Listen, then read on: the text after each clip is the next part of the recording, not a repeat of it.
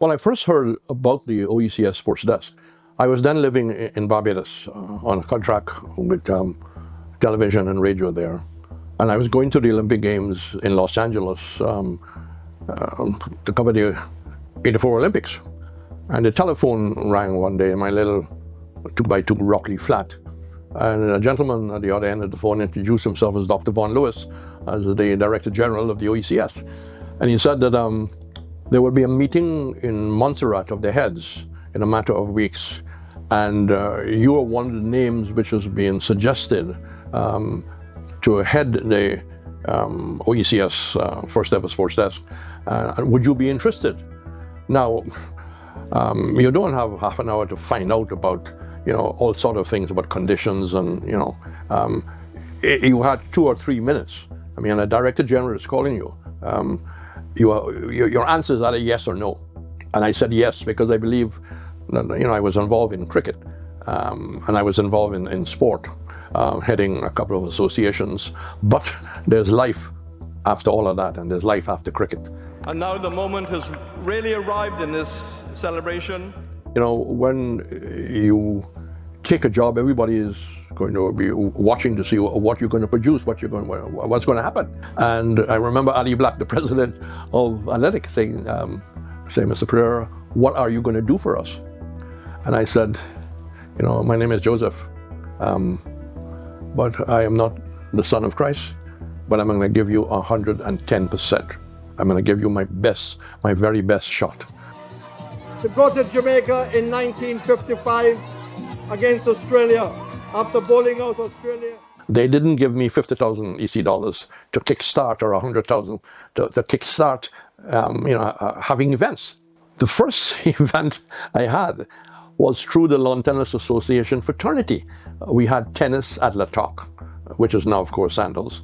And Johnny Easter, who was a leading tennis player and coach, he got the manager there, an Italian gentleman, to make the courts available. And we managed to get enough funds to have lunch at La Toc, and of course prizes and things like that. And we ran the first ever OECS event. This is the second most significant gathering. The next event that the desk attempted was a half marathon. And there were some 70 runners from St. Lucia taking part. And we invited the rest of the OECS, and we invited countries outside of the OECS. It was a winner. The first prize was a Liat trip to anywhere, and there were other prizes. And the event was a success. I mean, I was not a one-man show. The desk was a success because of other people, because of the private sector, because of the ministers of sport, because of the director of sport, the media. The media played a whacking role, because private sector people like to hear that X sponsored by Y was a success. It attracted, a wide cross section. There were lots of spectators, and the case maybe, So 85 was an important year, because you didn't want to start great in 84 in the last 3 months and then fall flat in 85. So on the 19 team, who in recent days beat Australia in a practice match. And my approach was, don't wait for anybody to call you. You call them. Look for the media. Look for the media. You have information. They may carry it, they may not carry it, but at least you have made the effort to provide the CBU, to provide Radio Antilles, and everybody else. We will draft a fax, and we will send that fax to every OECS country. So all the media, although something may be happening in Grenada, everybody knew what was happening in Grenada. And I also sent it to the Caribbean Broadcasting Union. I sent it to just about every Caribbean newspaper. And the fax machine played a major role. But sometimes you have to stand by the fax machine and watch it go. But then you feel, at least somebody's going to read it somewhere. The media was just a major plank in whatever success the OECS was over the 12 years. But looking back, the United ensured sponsorship of secondary school cricket throughout the OECS, because they felt and accepted my approach that if you didn't produce secondary school players, the leewards and windwards would not produce the kind of cricketers that they were producing, you know, the likes of the Michael Finleys and the Andy Roberts and later Sir Vivian Richards came, but you had to have a nursery ongoing. The netball sponsorship from the OECS Central Bank was major. Shell sponsored some wicket-keeping clinics, and Shell was able to provide money where each island, each member state were allowed to send 3 young wicket-keepers. So we had all that happening in St. Vincent. We had all the Leewards, Montserrat, St. Kitts, Nevis, etc., BVI in St. Kitts. And out of those clinics came Junior Murray, the first Grenadian to play for the West Indies, and Ridley Jacobs, who played for the West Indies. He wasn't the first Antiguan, but those clinics produced 2 West Indies cricketers, and you know that was money well spent. The kind of program, the kind of work they did, and maybe Jamaica could have played Davis Cup, Trinidad could have played Davis Cup, Guyana could have played Davis Cup, but the OECS islands certainly couldn't individually play Davis Cup. We just didn't have the individual strength. And Dennis Byron, he accepted a role of heading an OECS tennis association. And we were able to convince the international body that as a grouping, you know, we can produce the talent that wasn't normally allowed to play for the I think it was called the British Caribbean the Davis Cup team. There was, I think John McGinley might have played from Antigua. I'm sure he did play, but it was a major breakthrough, and you know I'm very grateful to the people who formed that OECS Tennis Association, Dennis Byron and others, and we were able to stage Davis Cup matches in St. Lucia, in St. Kitts, in Antigua, and it was really great.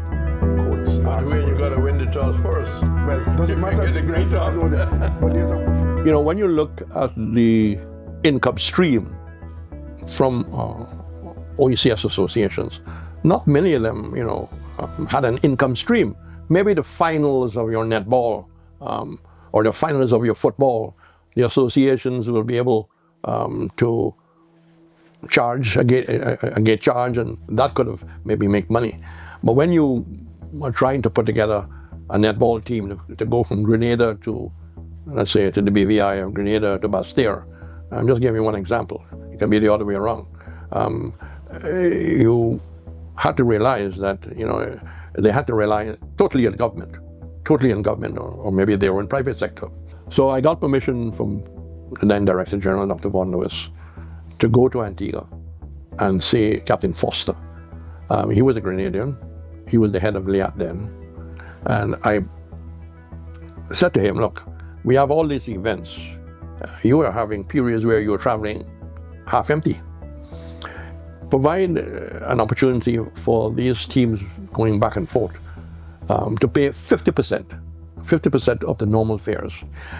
We will not have any events in the high season where you make money. You know, we will wait until after the high season. The high season, and then, of course, now tourism is almost year-round. The high season, I think, then finished about the end of April. So OECS sports events could then start. And that was a major help from LIAT.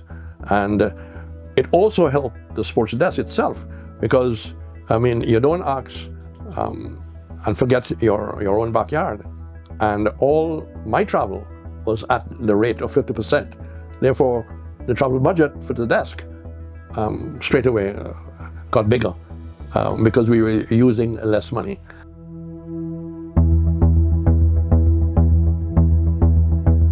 To ensure that everything ran smoothly, even if you had a weak association in whatever member state, you had to go in yourself.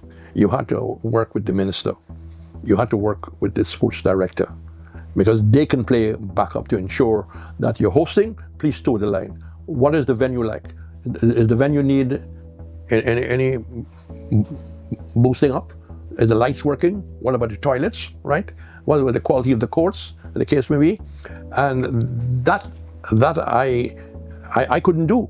I had to rely on the teamwork of the Minister of Sport and the Director of Sport to ensure that whoever was hosting, that it wasn't just left up to the association, that the country had a responsibility to ensuring that the thing was painted up, that the lights were working, that all the toilets and baths were working, and things like that. The focus on the club structure is still very much a need. There are many teams, but teams don't make strong associations. It is clubs that make strong associations. Strong associations make strong Olympic movements. Strong associations make effective use of facilities, make effective use of finance, can attract private sector funding, etc. UIO exists after the Shamrock players departed. And I realized that I could sit in my little cute office with a lovely view of Martinique, but I couldn't do it by telephone. I couldn't do it by fax. So I had to build a relationship with the directors, and they joined the party. They were very keen to see events being played, events taking place in whatever island, and I had to build a relationship with the ministers of sport, and in some cases with the prime ministers. And sometimes I will get to office at 7 in the morning and call people before they left home just to double check that the number of things that we had discussed is now in place. Many of the sports directors and ministers also like cricket, so I had an advantage there, because I think if I was not involved in cricket, I probably would not have had whatever little success I had. Middlesex, playing for Barbados, and of course a voice on radio also. I would say I totally enjoyed my 12 years. That it was a collective effort by the ministers, by the director of sport, by the associations, by the private sectors, by the media. To tell you the truth, people make much of, you being a commentator and talking to millions of people and all that. That's the easy part. The toss is spun, the teams go out, you know their background, right? You know who's got runs, who has not got runs, who's got wickets, and you know all the actors. And it's there, you broadcast, and you remember that you have an audience and they want to hear the score and they want to hear who is out and things like that. But the OECS appointment was the greatest challenge in my life, because when I first sat in that chair and looked through the window and saw beautiful Martinique, I was a little worried that I was not going to be able to put this together, since I didn't have the kagash, the dinero, the moolah. You can't make things out of nothing. You can't be a burden on the secretariat who's just inviting you and you asking them to pay. The desk was self-funding. If a sports desk was to be restarted in 2024, for me example, it wouldn't be 35 events, I think was the last year of my tenure, 35 events. It will be quality and not quantity. You had to be very selective in 2024, which every year, because the private sector is just not, after COVID, the private sector has been rocked. Inter-island travel is very scarce. All those are factors. So I will say a very small 10, 12 events, and it'll take time to recover the sponsorship that might have gone off the wheels. Some of the sponsorship is still there, but there are new private sector companies that just, might like to sponsor an event.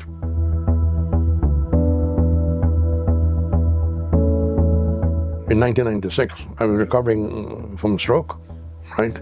And I realized then I could never be the person I was, but I could be the best I could be, And I decided that my life will not be over, or that luckily my memory was intact, that I had a genuine love for sport.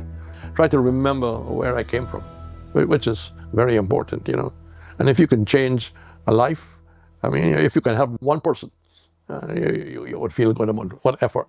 Boxing has, to me, has saved lives in this country. I know that for sure, right?